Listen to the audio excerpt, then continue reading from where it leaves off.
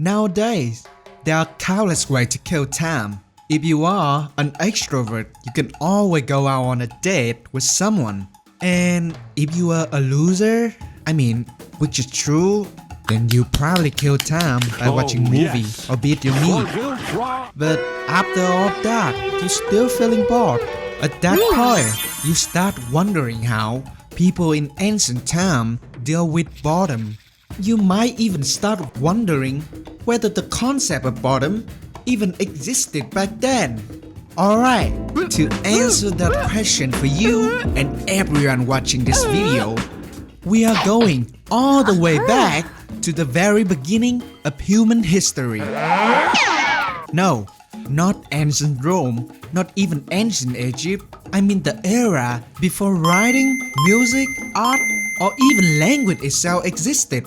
Just human sitting together all day long and waiting to die, probably. This is actually a question that's still debated to this day. For a long time, scientists believed humans were too busy surviving to even think about boredom. Every waking hour was spent hunting, crafting tools, or building shelter.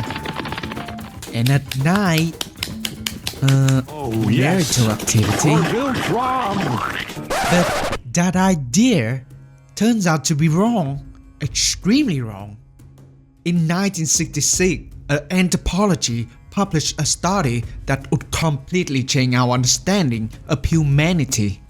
He spent time studying the Kungshan people of the Kalahari Desert, one of the last group still living in a way thought to closely resemble prehistoric human lifestyle. Surprisingly, this group only worked around 15 to 20 hours a week, and the rest of the time, they simply talk and spend a ridiculous amount of time smacking their meat around. Oh yeah. Nani?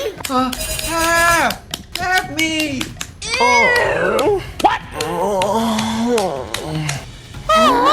For God's sake! The crazy part is that they actually had more free time than people living in the modern civilization. So the real question isn't whether ancient humans feel boredom or not. The real question is, what did they do when they got bored? Let's start with the simplest answer. They play. Sounds simple, right? Nah, hell no. In 2010, archaeologist Francisco de Erico and his team studied a collection of seashells found in a cave in South Africa. The shells were dated around 75,000 years old and had holes drilled through their center. They weren't tools or weapons. They were simply beads strung together to make jewelry. But this is where things get interesting. Making jewelry from seashell could take hours, sometimes even days. And back then, there were no drill or metal tool to make an iron or copper to carve them with. All they had were rock and patience. Or, alternatively, they could just punch the world out of boredom. One thing we consistently see is that boredom often gives birth to art. The same goes for music and painting. In 2008, archaeologists discovered a flute inside a cave in southern Germany.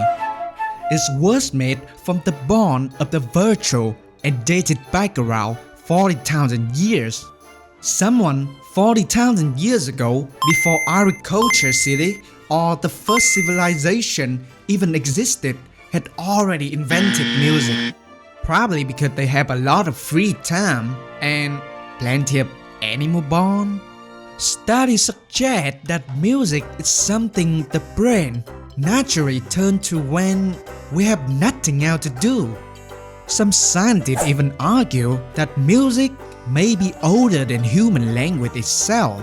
Our brain were responding to the melody before language was fully formed.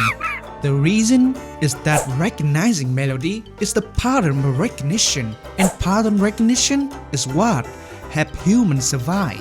But boredom also gives birth to imagination itself. You can feel bored without some sense of time. To feel bored, you have to perceive that the current moment is dragging on for too long. As a mechanism, you have to imagine a brighter and more enjoyable future. But then, you think about tomorrow and will there be any danger? Why anymore? Where do we go when we die? Imagination leads to question, and question leads to curiosity-driven action. In 2013, psychologist Sandy Mann published a study showed that boredom increased creativity. She ran an experiment where participants were made to completely an extremely boring task. The result was that the bored participant produced the most creative idea. This confirmed that boredom can strongly stimulate human creativity. And most importantly, when humans feel bored, they talk, not about food, hunting, or building, but gossip. Anthropologist Robin Dunbar proposed that humans have a limited social relationship at around 150 people. He studied what people talk about when there are no serious or practical topic to discuss. The result, 65% of human conversation revolve around gossip. Who did what to whom and what happened to the people they know? Seems like a waste of time, right? But it isn't. Dunbar argued that language isn't just for communication, but for social bonding.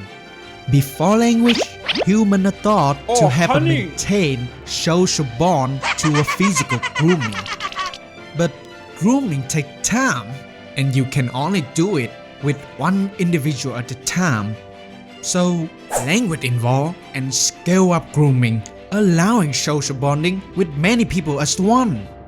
It's not an exaggeration to say that language and even civilization itself began with storytelling and conversation. It started with a group of people with nothing to do, then they began talking to each other. Boredom gave rise to gossip, and gossip gave rise to society.